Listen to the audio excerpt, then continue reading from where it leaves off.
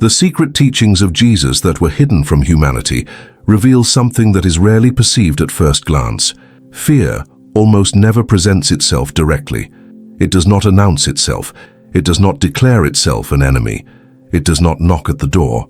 It infiltrates silently into everyday thoughts, into decisions that seem prudent, and into behaviors that, over time, come to be seen as normal.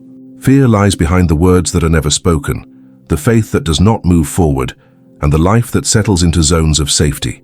Even in a world surrounded by technology, information, and apparent freedom, human beings continue to be governed by deep fears. Fear of making mistakes, of being rejected, of losing, of not being enough. This invisible dominion shapes choices, limits dreams, and defines destinies without being questioned.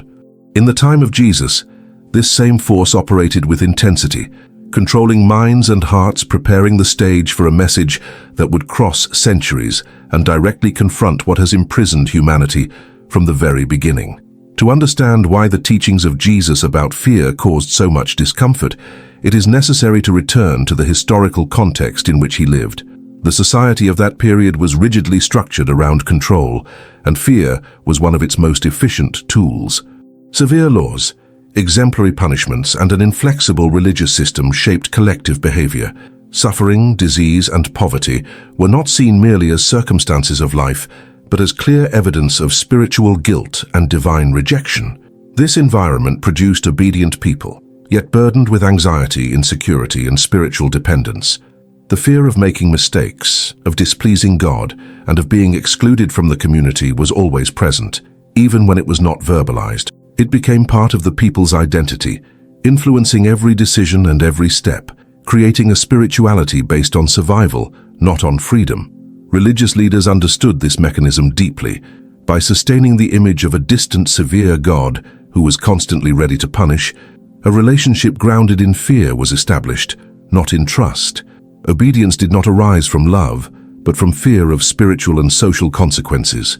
Every failure carried public shame, exclusion, and moral condemnation. In this way, fear ceased to be merely an individual emotion and became an organized system of collective control. The more the people feared, the more dependent they became on intermediaries who claimed to hold the correct interpretation of divine will. This model strengthened structures, maintained power, and guaranteed stability, while silencing questions.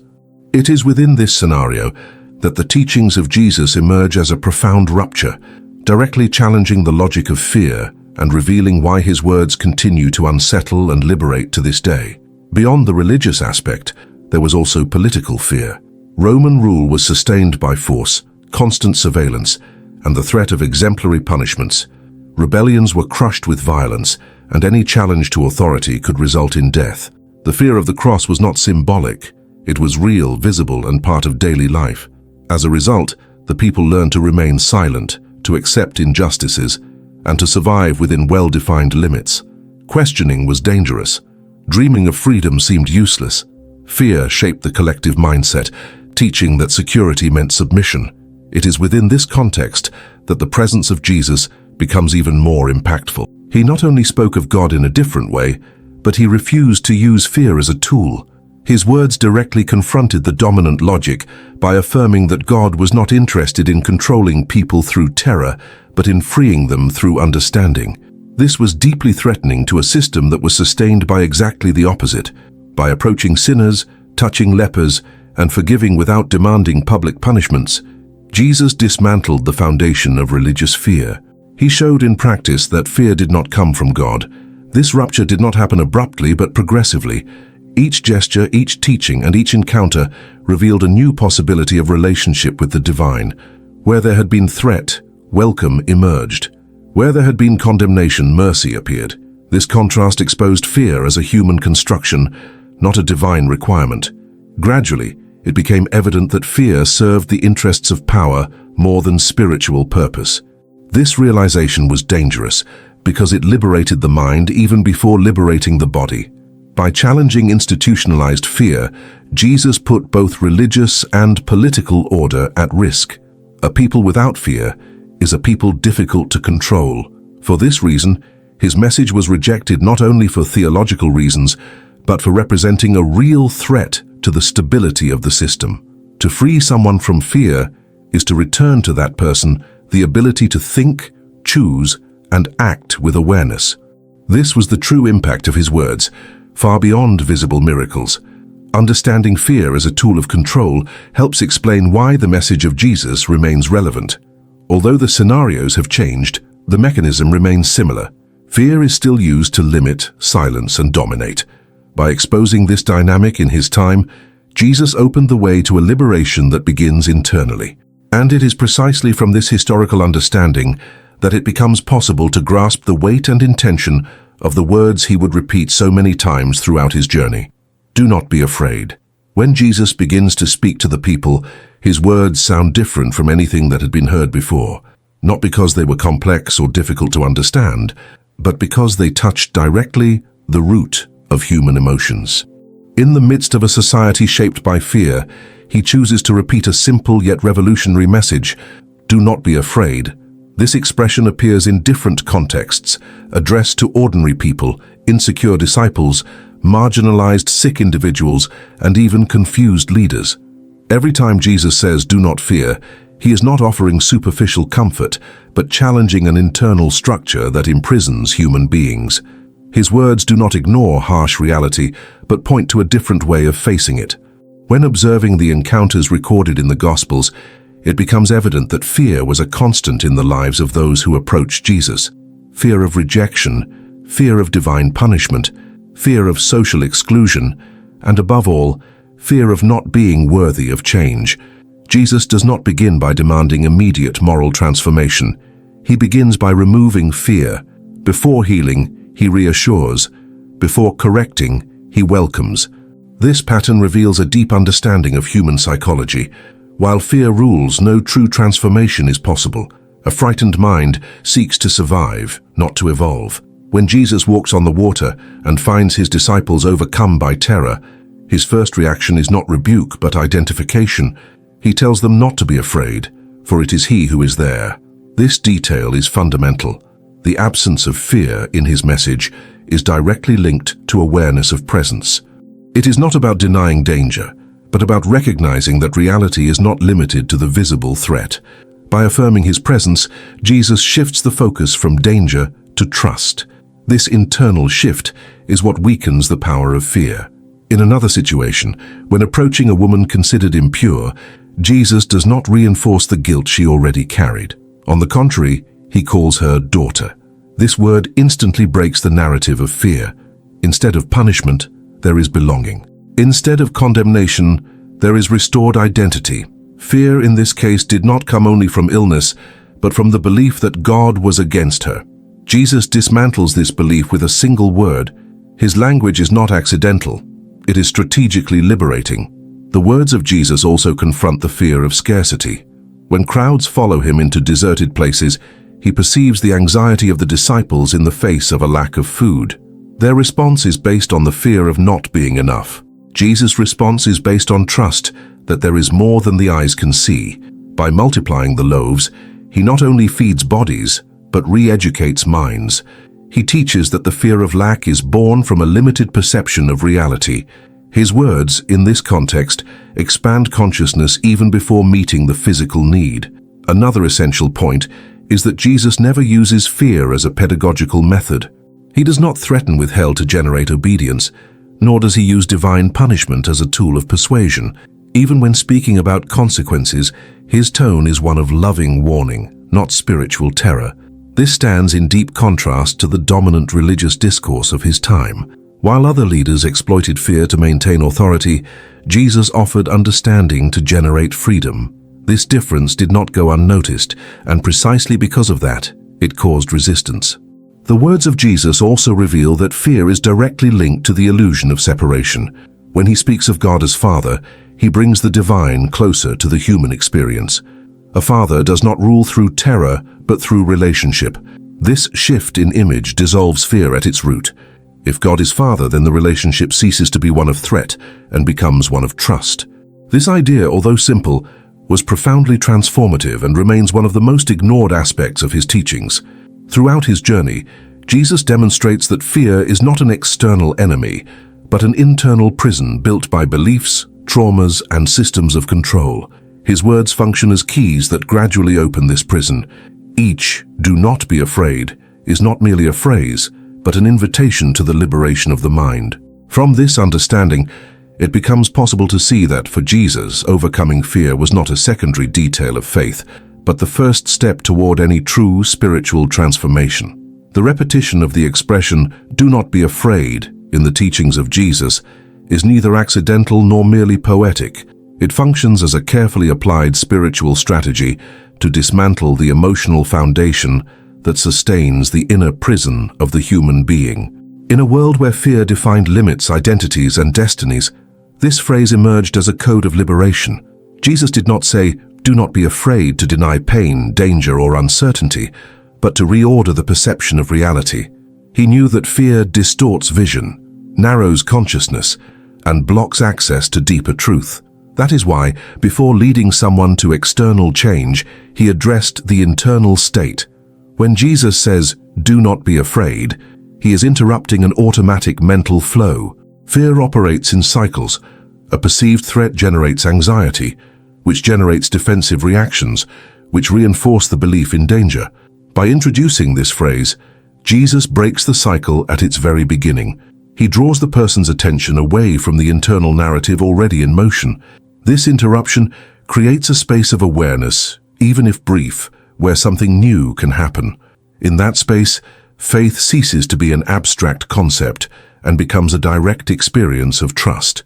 It is important to notice that Jesus does not offer external guarantees when he says, "Do not be afraid." He does not promise that everything will become easy, that there will be no suffering, or that challenges will disappear. The strategy is deeper. He invites the person to shift their internal point of support. Instead of relying on the predictability of circumstances, the individual begins to rely on trust in something greater. This change of foundation is what weakens fear. When security no longer depends on external control, fear loses its main source of fuel. In his encounters with the disciples, this strategy becomes even more evident.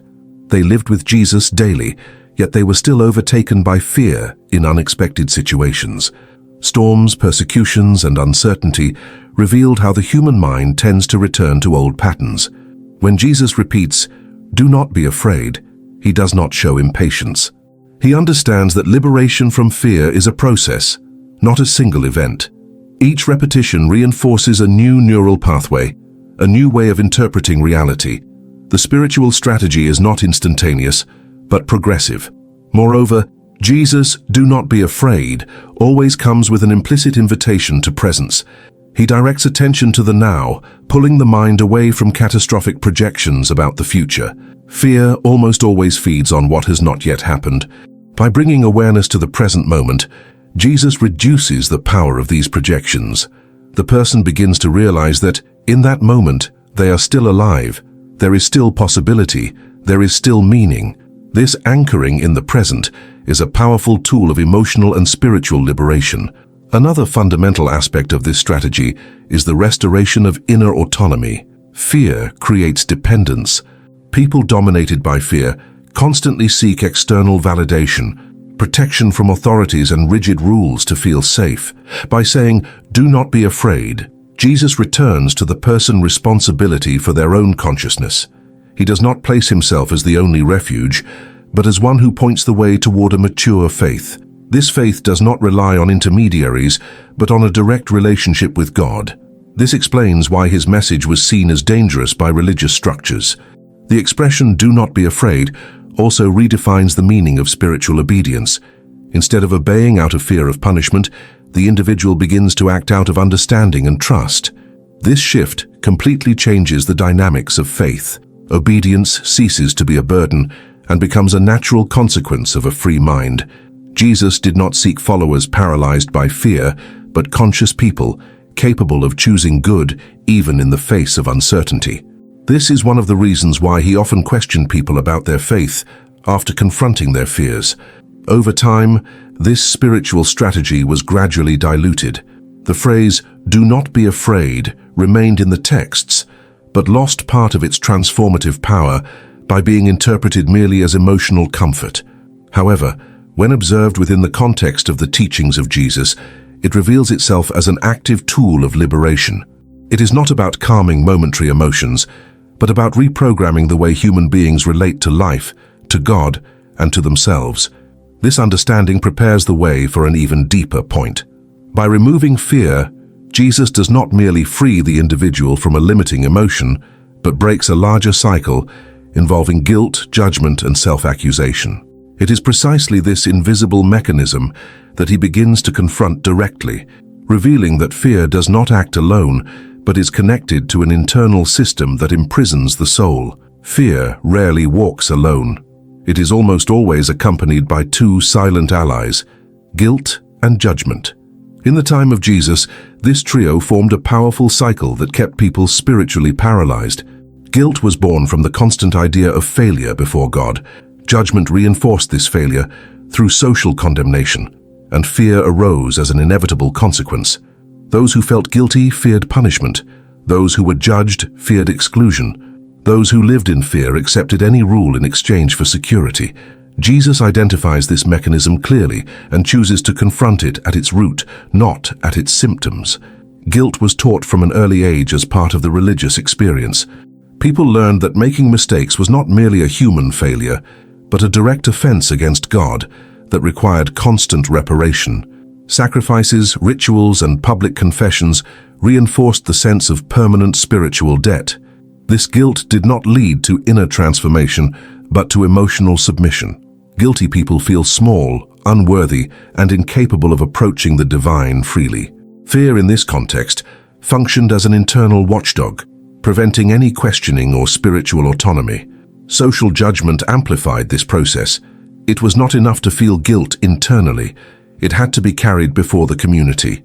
The sick, the poor, foreigners, and those considered sinners were labeled as examples of what happens when someone displeases God. This judgment not only separated people, but created a spiritual hierarchy based on the appearance of purity. The more someone appeared obedient to the rules, the less fear they felt of being exposed. The more someone deviated from the standard, the more they lived under constant threat of rejection. The fear of being seen, pointed at, or isolated shaped behaviors and identities. Jesus enters this scenario and acts in the opposite way.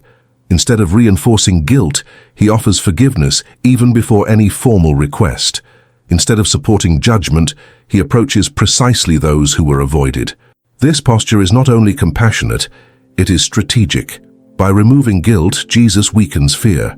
By suspending judgment, he dismantles the structure that sustained condemnation. Each encounter with marginalized people functions as a silent declaration that the cycle can be broken. One of the clearest examples of this occurs when Jesus encounters people who are publicly accused. Instead of aligning himself with the accusers, he directs attention inward, toward each individual. External judgment loses its power when inner awareness is awakened. In that moment, fear changes its place. It stops being projected onto others and begins to be confronted individually.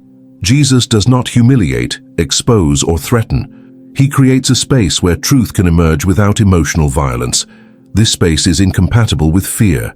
By declaring forgiven those whom society considered irredeemable, Jesus redefines the concept of spiritual justice. Justice ceases to be punitive and becomes restorative. This completely alters how people relate to their own mistakes. Instead of hiding failures out of fear, they begin to recognize them as part of the process of transformation. Fear loses its role as a watchdog because there is no longer a threat of definitive exclusion. Where restoration is possible, fear cannot sustain itself for long. This breaking of the cycle also directly affects how people see themselves. Constant guilt created identities based on failure. A person did not merely commit a sin, they became the sin. Jesus breaks this association by treating people according to who they can become, not what they have done. This shift in focus has a profound impact on the human mind. When identity is no longer tied to failure, the fear of making mistakes decreases dramatically. The person feels free to grow. Another essential point is that Jesus does not replace fear with permissiveness. He does not ignore personal responsibility, but approaches it from a completely different place.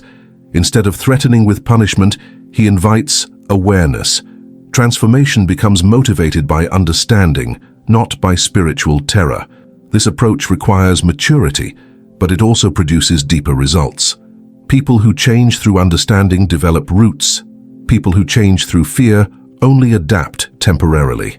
Over time, it becomes evident that the guilt-judgment-fear cycle did not serve divine purpose, but the maintenance of control. Jesus exposes this without direct speeches, simply by living consistently with his teachings. Every gesture communicates that God is not interested in humiliating, but in restoring. This message, though liberating, is deeply uncomfortable for systems built on fear. That is why resistance to Jesus grows as people begin to experience inner freedom. By breaking this cycle, Jesus prepares the ground for an even deeper understanding of fear. He shows that fear is not born only from external circumstances, but from an internal prison built over time. Guilt and judgment are the bricks of this prison. When they are removed, the structure begins to collapse. From this point on, it becomes possible to see fear not merely as an emotion, but as a mental and spiritual state that can be transformed. This understanding opens space to observe how fear acts as an invisible prison, limiting the mind and the soul in ways that are often imperceptible. When Jesus breaks the cycle of guilt and judgment, something deeper begins to be revealed. Fear is not just an emotional reaction to external events, but a prison built within the mind and spirit. This prison has no visible bars, does not depend on physical chains, and yet it is capable of limiting decisions, suffocating faith, and preventing any movement of inner growth. A human being can be externally free and, at the same time, completely imprisoned internally. Jesus understands this dynamic clearly and therefore directs his teachings not only to behavior, but to consciousness. Fear acts as a filter through which reality is interpreted. Everything begins to be evaluated from the perspective of threat, relationships, choices, opportunities, and even the image of God. When this filter settles in, the mind enters a constant state of defense. Creativity diminishes, trust retracts, and spiritual life turns into mere survival. Jesus observes this phenomenon in the people around him. Many desire change, but remain trapped by what they believe is too dangerous to confront. Fear in this sense not only prevents action, but convinces the individual that the prison is safe. This mental prison is reinforced by internal narratives repeated over time. Phrases like, "I am not capable," "I cannot fail," "I do not deserve," and "it is better not to try" become absolute truths. Jesus does not combat these narratives with logical arguments, but with transformative experiences. By inviting ordinary people to follow him, he directly challenges the beliefs that sustained fear. Insecure fishermen, rejected tax collectors, and socially invisible people are called to occupy a place of dignity. This invitation does not eliminate fear instantly, but it exposes its fragility. In the spiritual realm, fear creates a distorted relationship with God. Instead of closeness, distance emerges. Instead of dialogue, silence. People dominated by spiritual fear live trying to avoid punishment rather than seeking understanding. Jesus confronts this prison by redefining who God is. By speaking of a present, accessible and attentive Father, he dissolves the image of a threatening deity. This change is not only theological, it is psychological and spiritual. When the image of God changes, the internal structure of fear begins to crumble. Jesus also reveals that fear feeds on the illusion of control. The human mind tries to predict every scenario to avoid pain and loss. When this is not possible, anxiety arises. Jesus proposes a different path, daily trust. By teaching people to live one day at a time, he invites them to leave the imagined future and return to the real present. This simple practice has a profound effect. Fear loses strength when it finds no space for catastrophic projections. The mental prison begins to open when awareness returns to the now. Another important aspect is that fear creates false identities. The person stops seeing themselves as someone in process and begins to define themselves by their limitations. Jesus confronts these identities by seeing potential where others saw failure. He does not deny flaws, but refuses to allow them to define someone's worth. This posture teaches that true freedom begins when identity is no longer tied to the fear of not meeting expectations. The mind expands when it realizes it does not need to protect itself all the time. On a spiritual level, this prison manifests as stagnation. People remain in the same patterns for years, not because of a lack of faith, but because of fear of moving forward, fear of change, fear of losing old references, fear of questioning inherited beliefs. Jesus does not force anyone out of the prison, but points to the door. He invites, calls, and waits for a conscious response. Liberation in this sense is not imposed, it is chosen. This detail is fundamental because it reveals that fear only loses power when a person decides to confront it internally. Jesus also demonstrates that fear can coexist with faith, but must not govern it. His disciples feel fear at various moments, and this does not exclude them from the process. The problem is not feeling fear, but allowing it to determine decisions. By continuing to walk even in the presence of insecurity, Jesus teaches that courage is not the absence of fear, but the choice not to be dominated by it. This distinction frees the mind from the demand for emotional perfection and opens space for real and human growth. The prison of fear is comfortable because it is familiar. Leaving it requires crossing the unknown. Jesus knows this and therefore does not promise immediate comfort. He promises abundant life, which does not mean the absence of challenges, but the presence of meaning.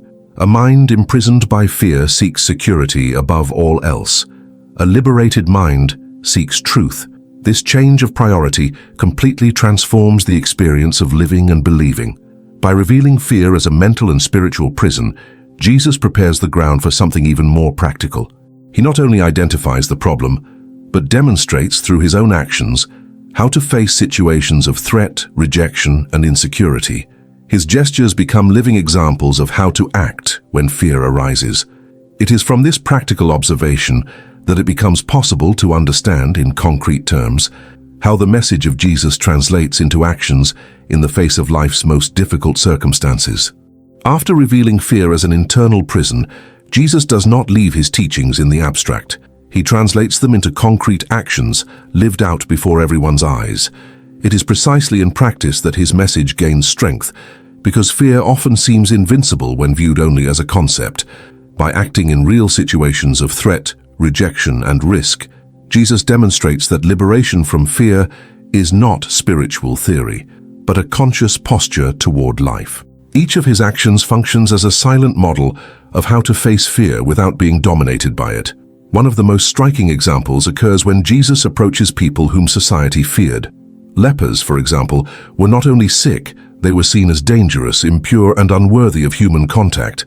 Fear of physical and spiritual contamination kept these people isolated. Jesus, by touching a leper, directly confronts this collective fear. He does not ignore the risk, but chooses to act from compassion, not from terror. This gesture communicates that fear loses authority when love takes control. Jesus' action breaks the logic of exclusion and shows that fear cannot dictate who deserves dignity. Another powerful example is found in the way Jesus responds to rejection. On several occasions, he is not accepted in cities or communities. The expected response would be resentment, confrontation, or defensive withdrawal. However, Jesus simply moves on. He does not try to prove his worth, does not force acceptance, and does not allow rejection to define his identity. This posture reveals a profound teaching. The fear of rejection only governs when external approval becomes the foundation of identity.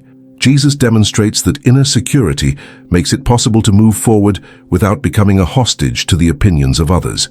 When facing physical danger, Jesus' posture is also revealing. When threatened by hostile crowds or religious authorities, he does not react with desperation. At times he withdraws strategically, at others he remains firm. This alternation shows that facing fear does not mean acting recklessly, but with discernment.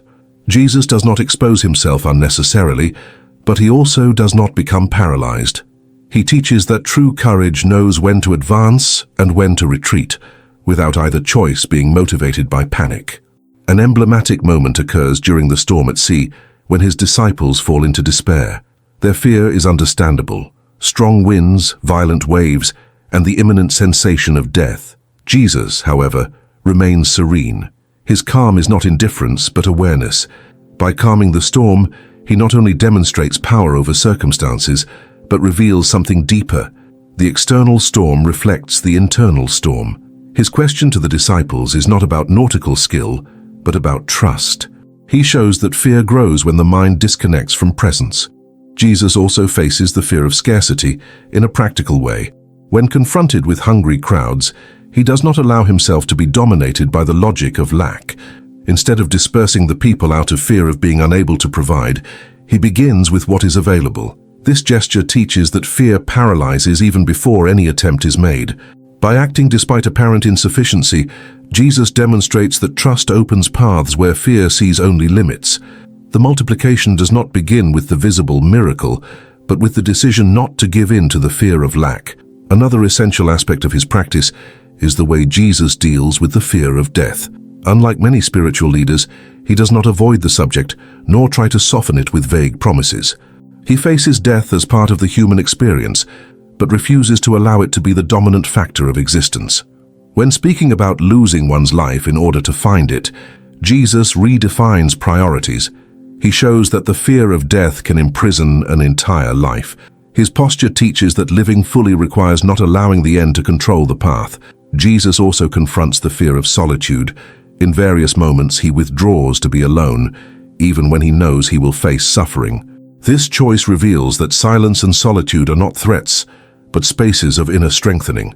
While many fear being alone with their thoughts, Jesus uses these moments to align his awareness. He teaches that fleeing from silence out of fear of facing one's own interiority only prolongs mental imprisonment.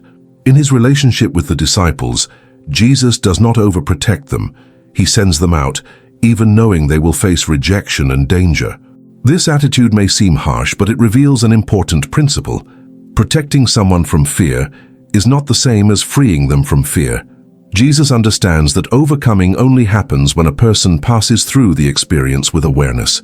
When they return, the disciples bring reports of difficulty and also of growth. Fear loses strength when it is faced with purpose. Each attitude of Jesus communicates that fear does not disappear through denial, but through inner alignment. He does not teach fleeing from difficult situations, but passing through them with a different awareness. This constant practice reveals that fear is not a sign of spiritual failure, but an opportunity for maturation. When seen this way, fear ceases to be an absolute enemy and becomes an indicator of what still needs to be transformed within the mind and the heart. These practical examples show that the message of Jesus is not limited to inspiring words. It manifests in concrete choices, repeated daily in the face of real scenarios.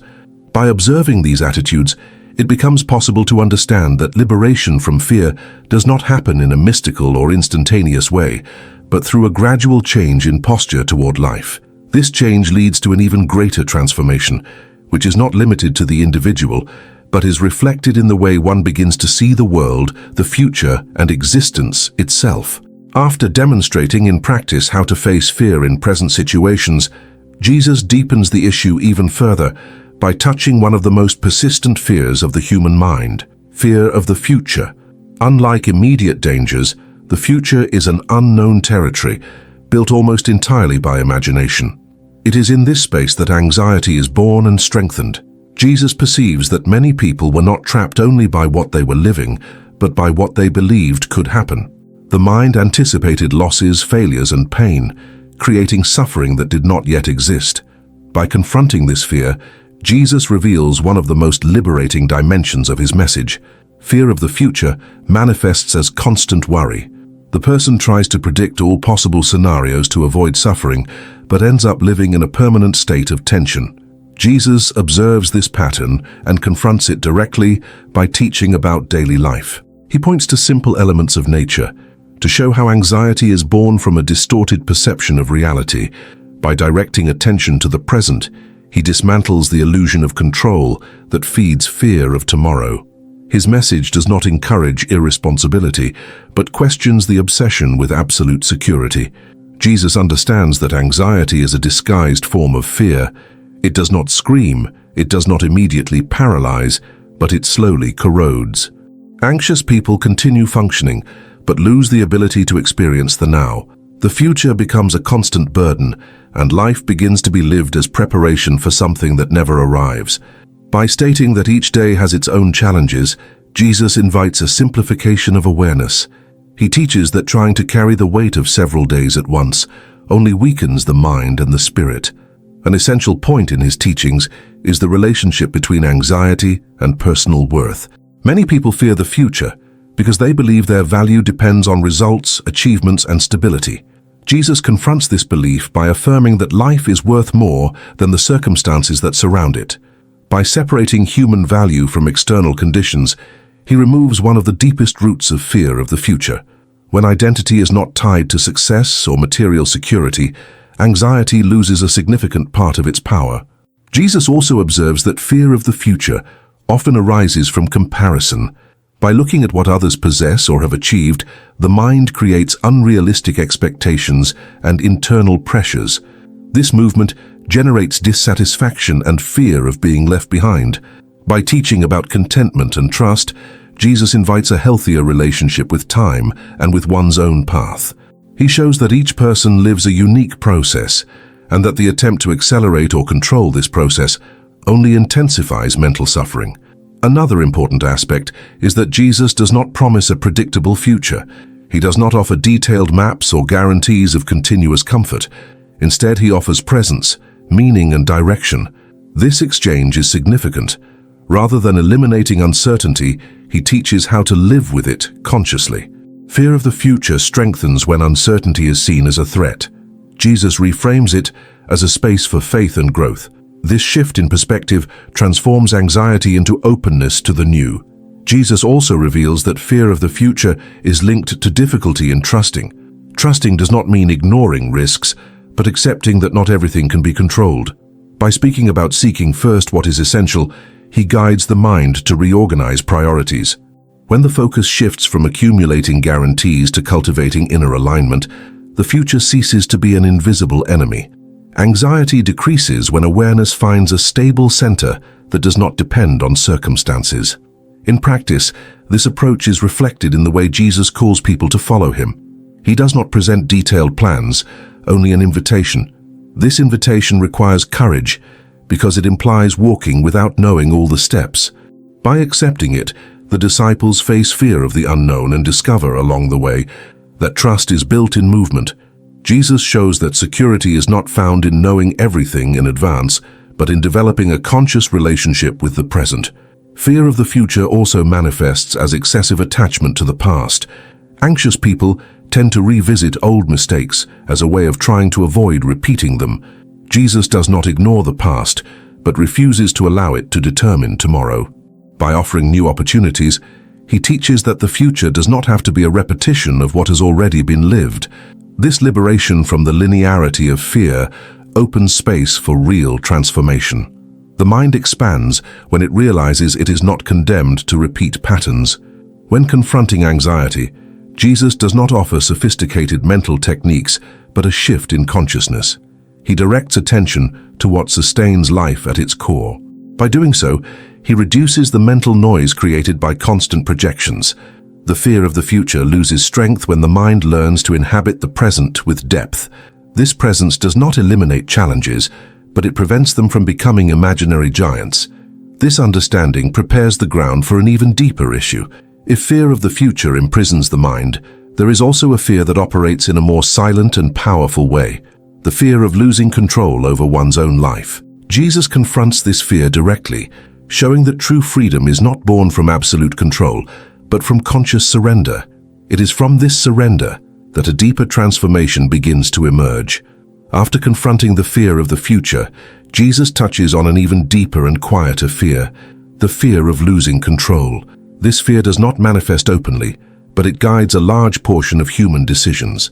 It hides behind the need to predict outcomes, control people, guarantee security, and keep everything within familiar boundaries. Jesus understands that the excessive desire for control is born from inner insecurity. The greater the fear, the stronger the attempt to control. Therefore, he does not fight control directly, but exposes its root, the difficulty of trusting. Control offers a false sense of security.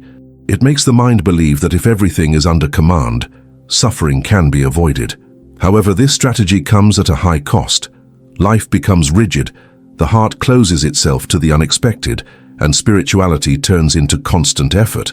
Jesus observes this pattern in the religious leaders of his time, who tried to control behaviors, beliefs, and even thoughts. This obsession with control created a tense faith based more on maintaining order than on inner transformation. The fear of losing authority and predictability sustained this system. Jesus proposes an opposite path. He speaks of surrender not as passivity, but as conscious trust. To surrender, in his teachings, does not mean abandoning responsibility, but recognizing human limits. By teaching people to pray in a simple and direct way, he invites them to release the illusion that they must control everything for life to function. This shift is profound because it challenges the mind to let go of a defense built over time. Fear reacts when control is threatened, but Jesus shows that it is precisely at this point that freedom begins. One of the most revealing moments of this message occurs when Jesus faces situations in which human control is clearly insufficient. In the face of scarcity, illness, and death, he does not try to maintain an appearance of absolute dominance. He acknowledges pain, expresses emotions, and still trusts. This posture teaches that true strength does not lie in suppressing vulnerability, but in crossing it with awareness. The fear of losing control weakens when a person realizes that they do not need to be invulnerable to be whole. Jesus also confronts the fear of control when dealing with expectations. Many people expected him to be a leader who would resolve everything immediately and definitively. A controlling Messiah, capable of imposing rapid external change. Jesus frustrates these expectations by choosing a slower, more internal path. He does not seize political power, impose his will, or force anyone to follow him. This choice reveals that external control does not produce lasting transformation. The fear of losing collective control needed to be confronted for real change to take place. In his relationship with the disciples, this lesson becomes even clearer. Jesus does not micromanage their every step. He teaches, trusts, and allows mistakes. This freedom may seem risky, but it reveals a fundamental principle. Growth requires space. The fear of losing control over another often prevents that person from maturing. By allowing the disciples to fail, Jesus demonstrates that true learning is born from experience, not constant surveillance. Excessive control protects momentarily, but imprisons in the long run. The fear of losing control is also linked to identity. Many people define themselves by the roles they play, the image they maintain, or the position they occupy. Jesus confronts this by affirming that life is not limited to these roles. By calling ordinary people to follow him, he shows that identity does not depend on status or performance. This liberation threatens control because it removes the need to maintain appearances. When identity is rooted in something deeper, the fear of losing control over one's image loses strength. Another essential point is that Jesus does not romanticize surrender. He recognizes that trusting is difficult and, at times, painful. Surrender requires crossing the unknown without immediate guarantees. However, he shows that absolute control is an illusion that only intensifies suffering. By accepting human limits, the mind finds relief. Fear diminishes when a person understands that they do not have to carry alone the weight of sustaining their own existence.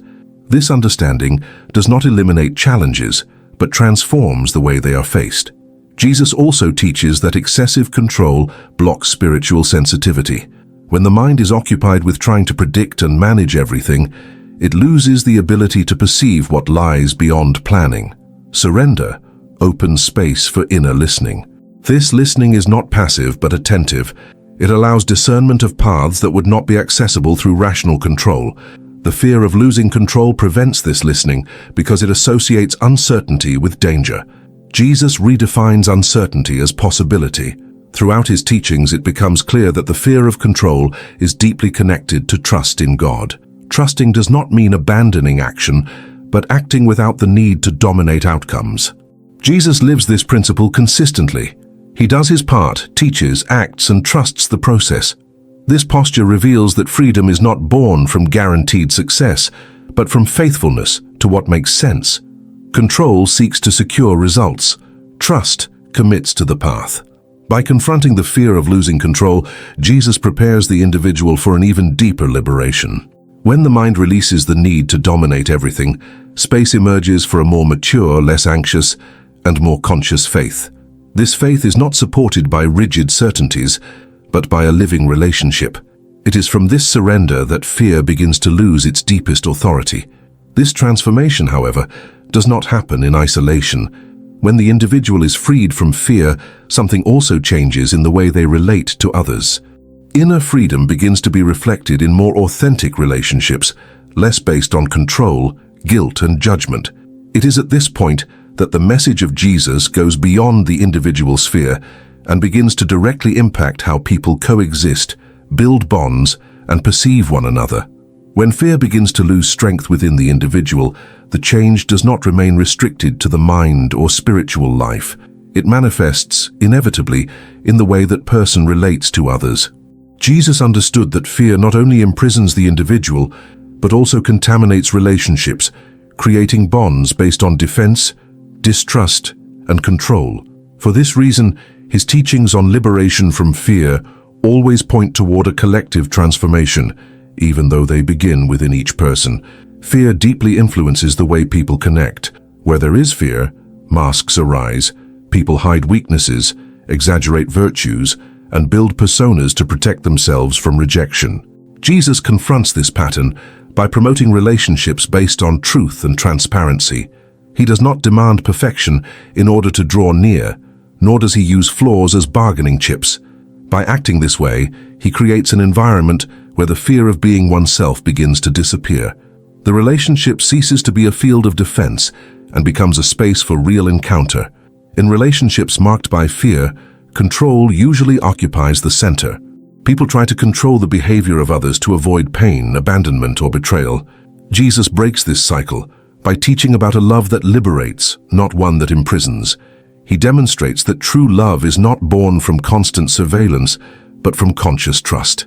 This trust does not ignore risks, but refuses to allow fear to dictate all the rules. When fear loses authority, excessive control is no longer necessary. Jesus also confronts the fear of rejection that shapes so many human bonds.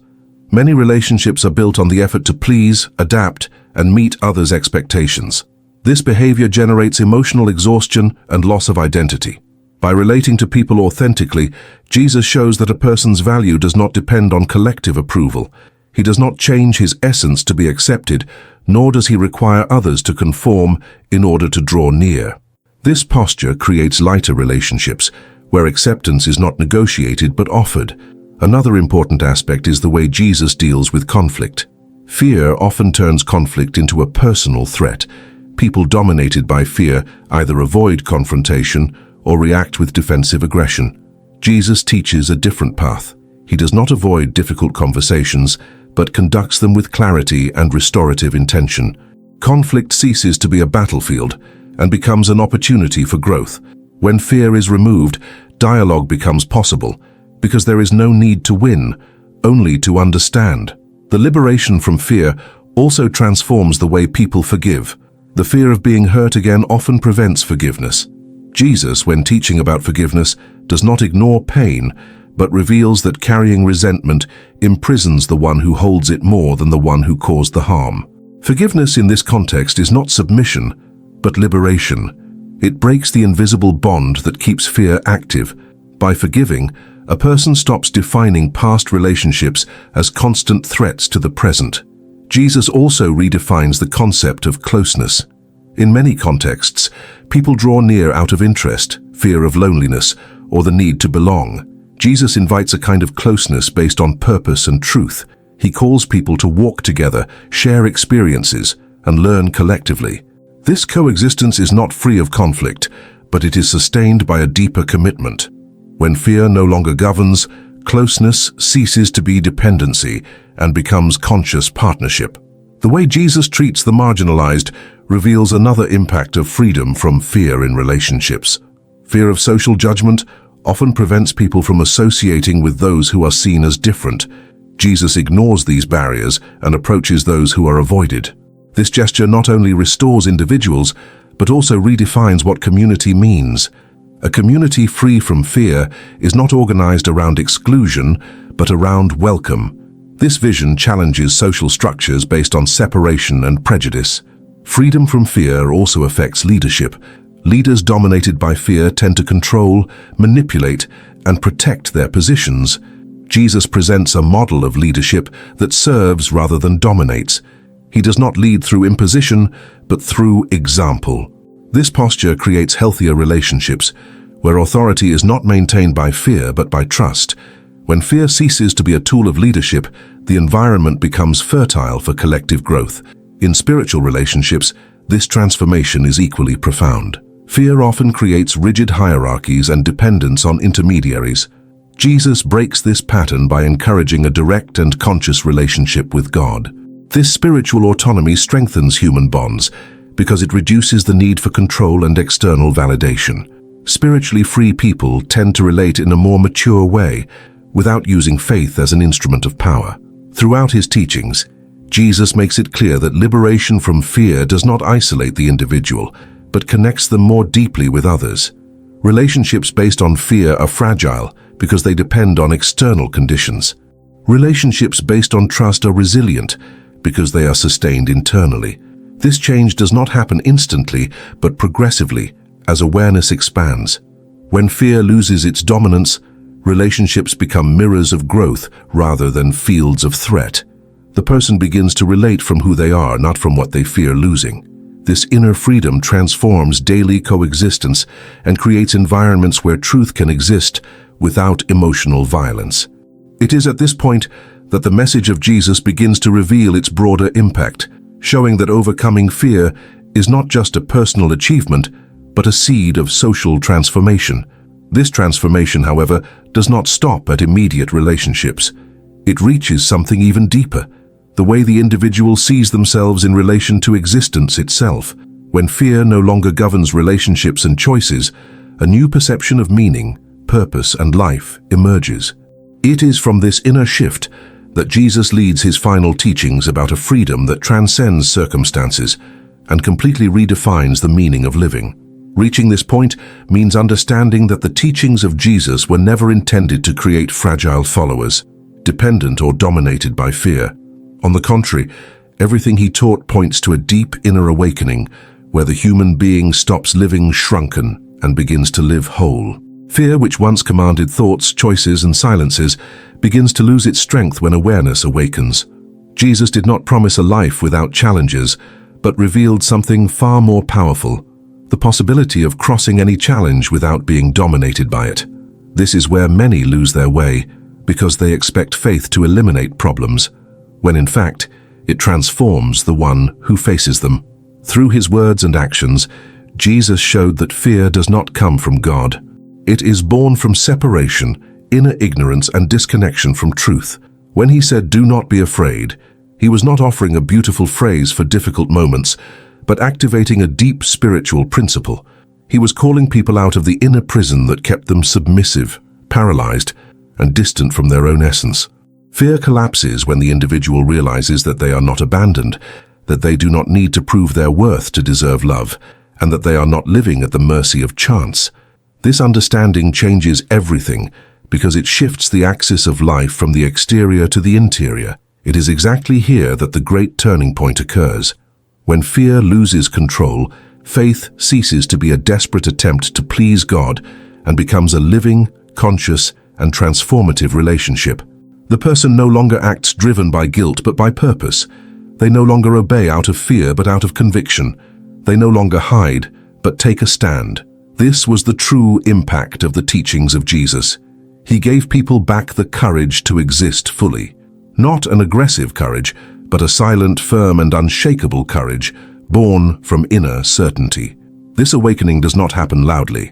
It emerges in small but profound decisions. It appears when someone chooses to speak the truth even with fear, to love even after being hurt, to move forward even without guarantees. Jesus never said the path would be comfortable, but he made it clear that it would be liberating. And freedom is not the absence of pain, it is the absence of chains. Fear is an invisible chain, and when it breaks, something within the human being reorganizes. Life gains new meaning, new priorities, and a new direction. The end of this journey is not an external destination, but an inner state. It is when the person realizes they no longer need to live cornered, merely trying to survive spiritually. They begin to live consciously, confidently, and aligned with what Jesus revealed from the beginning. The kingdom of God is not outside, not distant, not hidden in institutions or unreachable rules. It is within. And when this truth is understood, fear finds no space to govern. Inner silence becomes strength, faith becomes action, and life finally begins for real. This inner awakening does not happen all at once. It unfolds gently, layer by layer, as the soul releases old fears, inherited beliefs, and the constant noise that once controlled its decisions. At first, there is resistance. The mind clings to what is familiar, worry, guilt, the feeling of never being enough. But as awareness grows, something stronger than fear begins to rise. Trust. Trust in God's nearness. Trust in the presence of Christ, not as a distant figure of history, but as a living reality within the heart. Trust that the Spirit speaks not through chaos, but through peace. And slowly, the person realizes that silence is not emptiness. It is where clarity is born. In stillness, the heart becomes sensitive again to divine guidance. No longer reacting impulsively to every problem, they begin to respond with wisdom. What once triggered anxiety now invites prayer. What once felt like a threat becomes an opportunity for growth. This is what Jesus meant when he spoke of eyes that see and ears that hear. Not physical senses, but spiritual awareness. Many heard his words, but only a few understood their depth. The kingdom he announced was never about geography. It was about transformation, a new way of being, a restored relationship between God and humanity, beginning inside. When this understanding settles into the soul, everything changes. Relationships soften, forgiveness becomes possible, compassion replaces judgment. The constant urge to control fades, replaced by surrender. And surrender, far from being weakness, becomes the greatest source of strength. For when the heart rests in God, it no longer needs to fight every storm. Life continues to bring challenges. This awakening does not remove pain or struggle, but it changes how they are carried. Instead of breaking the spirit, trials refine it. Instead of creating despair, they deepen faith. The person walks through difficulties with peace that cannot be explained by logic, only by presence. This is the peace Jesus promised. Not the absence of problems, but the presence of God within them. Gradually, the person notices they are no longer living from fear of the future or regret of the past. They are present, alive, attentive to each moment as a sacred encounter. Even ordinary days carry meaning. Even silence feels full. Prayer becomes less about asking and more about listening, less about words and more about communion. The soul learns to rest in God's love instead of striving for approval. There is freedom in this rest, freedom from shame, from constant striving, from the invisible pressure to prove worth. And from this inner freedom flows outward change. Choices become wiser, habits shift naturally. The desire for what once harmed the soul weakens, not through force, but through transformation. Light slowly replaces darkness, not by fighting it, but by illuminating it. This is how the kingdom grows, quietly, gently, powerfully. Like a seed Jesus described, small at first, almost invisible, yet unstoppable once rooted. It expands within the heart, influencing thoughts, emotions, actions, and eventually the world around that person. Others begin to notice the difference. There is a calm in their eyes, a patience in their words, a strength in their presence. Not because life became easy, but because fear no longer sits on the throne of their heart. God does. And where God reigns, peace follows. Hope becomes stable instead of fragile. Joy becomes deeper than circumstances. Love becomes a decision, not just a feeling. The person learns to walk by faith, not blind optimism, but confident trust in the one who is always near. This is what it means to be truly alive, no longer trapped in spiritual survival mode, no longer ruled by anxiety and constant striving, no longer searching outside for what has always been within, the kingdom of God, alive in the soul. And as this reality anchors deeper, the person understands something beautiful. They were never abandoned. Every season of pain was shaping awareness. Every moment of emptiness was creating space for God's presence. Even the silence had purpose. Nothing was wasted. The journey was never about becoming someone new, but about remembering who they were created to be, a child of God, filled with His Spirit, walking in His light. And so the story does not end with perfection. It ends with transformation, with a heart at peace, with a mind renewed, with a life aligned with divine truth. The external world may remain uncertain, but the inner world is now anchored in something eternal. And from that place the person walks forward without fear, not because they control the future, but because they trust the one who holds it. This is the true beginning, not of religion, not of endless striving, but of real life in God. A life where the kingdom is no longer a concept, but a living reality, breathing, guiding, and transforming from the inside out. And once this is discovered, nothing is ever the same again. This inner awakening does not happen all at once. It unfolds gently, layer by layer, as the soul releases old fears, inherited beliefs, and the constant noise that once controlled its decisions. At first, there is resistance. The mind clings to what is familiar: worry, guilt, the feeling of never being enough. But as awareness grows, something stronger than fear begins to rise: trust. Trust in God's nearness. Trust in the presence of Christ, not as a distant figure of history, but as a living reality within the heart. Trust that the Spirit speaks not through chaos but through peace, and slowly the person realizes that silence is not emptiness. It is where clarity is born. In stillness, the heart becomes sensitive again to divine guidance. No longer reacting impulsively to every problem, they begin to respond with wisdom. What once triggered anxiety now invites prayer. What once felt like a threat becomes an opportunity for growth. This is what Jesus meant when he spoke of eyes that see and ears that hear. Not physical senses, but spiritual awareness. Many heard his words, but only a few understood their depth. The kingdom he announced was never about geography. It was about transformation, a new way of being, a restored relationship between God and humanity, beginning inside. When this understanding settles into the soul, everything changes. Relationships soften, forgiveness becomes possible, compassion replaces judgment. The constant urge to control fades, replaced by surrender. And surrender, far from being weakness, becomes the greatest source of strength. For when the heart rests in God, it no longer needs to fight every storm. Life continues to bring challenges. This awakening does not remove pain or struggle, but it changes how they are carried. Instead of breaking the spirit, trials refine it. Instead of creating despair, they deepen faith. The person walks through difficulties with peace that cannot be explained by logic, only by presence. This is the peace Jesus promised, not the absence of problems, but the presence of God within them. Gradually, the person notices they are no longer living from fear of the future or regret of the past. They are present, alive, attentive to each moment as a sacred encounter. Even ordinary days carry meaning. Even silence feels full.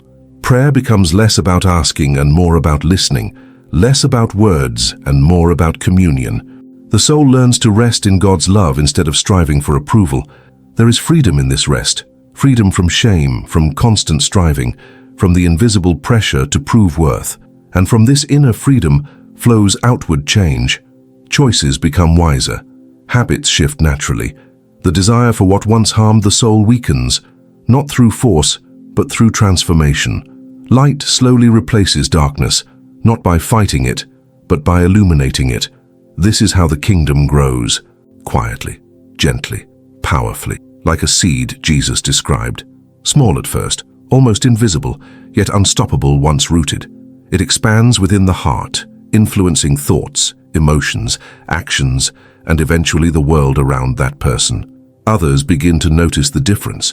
There is a calm in their eyes, a patience in their words, a strength in their presence. Not because life became easy, but because fear no longer sits on the throne of their heart. God does. And where God reigns, peace follows. Hope becomes stable instead of fragile. Joy becomes deeper than circumstances. Love becomes a decision, not just a feeling. The person learns to walk by faith, not blind optimism, but confident trust in the one who is always near. This is what it means to be truly alive, no longer trapped in spiritual survival mode, no longer ruled by anxiety and constant striving, no longer searching outside for what has always been within. The kingdom of God, alive in the soul. And as this reality anchors deeper, the person understands something beautiful. They were never abandoned. Every season of pain was shaping awareness. Every moment of emptiness was creating space for God's presence. Even the silence had purpose. Nothing was wasted. The journey was never about becoming someone new, but about remembering who they were created to be, a child of God, filled with His Spirit, walking in His light.